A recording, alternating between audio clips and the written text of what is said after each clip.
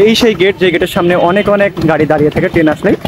কনস্ট্রাকশনের কাজ চলছে, আপনার এই নিচ দিয়ে কিন্তু গাড়িগুলো যাইতে পারে, বাট এখন যেহেতু পানি, যার কারণে যাইতে পারবে না। ঝিনাইদহ 36 কিলোমিটার, ফরিদপুর 117 কিলোমিটার আমাদের চুয়াডাঙ্গা থেকে। হ্যালো এভরিওয়ান, সবাইকে স্বাগতম প্রাণের শহর চুয়াডাঙ্গা থেকে। আজকের এই ভিডিওতে আমি আপনাদের মাঝে তুলে ধরবো আমাদের চুয়াডাঙ্গা জেলায় হতে যাচ্ছে প্রথম ওভারপাস বা ওভারব্রিজ। তো সেই ওভারব্রিজের আপডেট কতটা সেটা আপনাদেরকে দেখানোর চেষ্টা করব। যেই সেই গেট, যে গেটের সামনে অনেক অনেক গাড়ি দাঁড়িয়ে থাকে ট্রেন আসলেই, যার কারণে কিন্তু অনেক সময় আমাদের লস্ট হয়ে যায়, যার কারণে তৈরি হচ্ছে ওভারব্রিজ।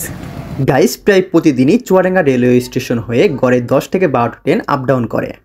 প্রতিটি ট্রেন যদি যাতায়াত মিলে 20 মিনিট সময় নেয়, তাহলে হিসাব করলে দেখা যায় 240 থেকে 250 মিনিট ট্রেন যাতায়াতের সময় নেয়। অর্থাৎ প্রতিদিন 4 ঘন্টা রেলগেট পড়ে থাকে। আর এতেই অনেক বেশি ভোগান্তির শিকার হয় চুয়াডাঙ্গা জেলা সহ আশেপাশের বেশ কয়েকটি জেলা। ট্রেন আসলে আমরা যখন দাঁড়িয়ে থাকি গাড়ি নিয়ে, তো চুয়াডাঙ্গা থেকে মানে ওই পারে যাওয়ার জন্য আরেকটা রাস্তা আছে, সেটা আপনাদের সঙ্গে শেয়ার করি। কি অবস্থা, ওরে মাই গড, পানির স্রোত। এই যে এই সামনে দিয়ে কিন্তু যাওয়া যাইতো, বাট এখন পানি ছাড়ছে, যার কারণে হয়তো বা যাওয়া যাবে না। কিন্তু যখন গাড়ি আসে তখন কিন্তু ওই দিক দিয়ে উপর দিয়ে না গিয়ে আপনার এই নিচ দিয়ে কিন্তু গাড়িগুলো যাইতে পারে, বাট এখন যেহেতু পানি, যার কারণে যাইতে পারবে না।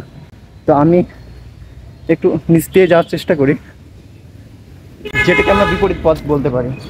আর যখন আমাদের ওভারব্রিজটা হয়ে যাবে তখন কিন্তু এই নিচ দিয়ে আমাদের যাওয়া লাগবে না, তখন আমরা সোজা চলে যাব একদম উপর দিয়ে। আমাদের স্বপ্ন পূরণ হবে, চুয়াডাঙ্গা জেলাবাসীর স্বপ্ন।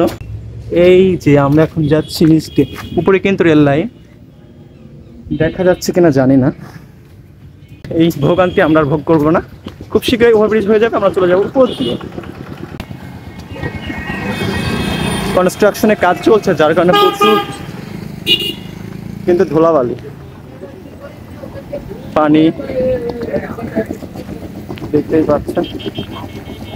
এই সেই ওভারব্রিজের প্ল্যান, যেটি স্বপ্ন দেখাচ্ছে চুয়াডাঙ্গা জেলাবাসীকে।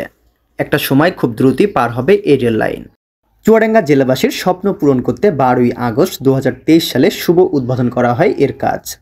আমরা কিন্তু ঝিনাইদহর দিক থেকে যাচ্ছি হচ্ছে চুয়াডাঙ্গা বড় বাজারের দিকে। এই ওভারপাসটি তৈরি করতে খরচ হবে 75 কোটি 11 লক্ষ টাকা। এই যে বড় বড় প্লার, এই প্রকল্পের 1/3 কাজ ইতিমধ্যে শেষ হয়েছে, যা আপনারা দেখতে পাচ্ছেন। এই ওভারপাসটির দৈর্ঘ্য হবে 748 মিটার। 2023 সালের 15ই জুন নির্মাণ কাজ শুরু হলেও 2024 সালে জুন মাসে শেষ হবার কথা, কিন্তু এখনো পর্যন্ত কাজ রয়েছে চলমান।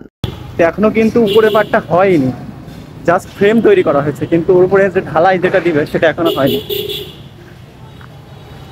উপরে ওঠা যাবে না, বাট যদি যাই তো অবশ্যই দেখানোর চেষ্টা করতাম। পিছনের দিকটা এখান দিয়ে ওভারব্রিজ হবে, এই দিকটা এখনো পর্যন্ত কাজ অসম্পন্ন, কাজ চলছে। অনেকেই কাজটা শুরু হয়েছে আপনার একাডেমি মোড় থেকে চলে যাবে হচ্ছে ঝিনাইদহ বাস স্ট্যান্ডের ওইদিকে। এই ওভারপাসটি নির্মাণে কাজ করছেন ন্যাশনাল ইঞ্জিনিয়ারিং ডিপার্টমেন্ট লিমিটেড নামের একটি কোম্পানি। বালু দিয়ে ভরাট করা হচ্ছে, যেহেতু ওভারব্রিজ হবে নিচ থেকে শুরু করে একদম উপর পর্যন্ত, যার কারণে এই কাজ চলমান। ঝিনাইদহ 36 কিলোমিটার, ফরিদপুর 117 কিলোমিটার আমাদের চুয়াডাঙ্গা থেকে। এই যে একাডেমি মোড়, সামনে গেল কুষ্টিয়া জেলা, এই দিকে হচ্ছে বড় বাজার, আর এই দিকে হচ্ছে ঝিনাইদহ।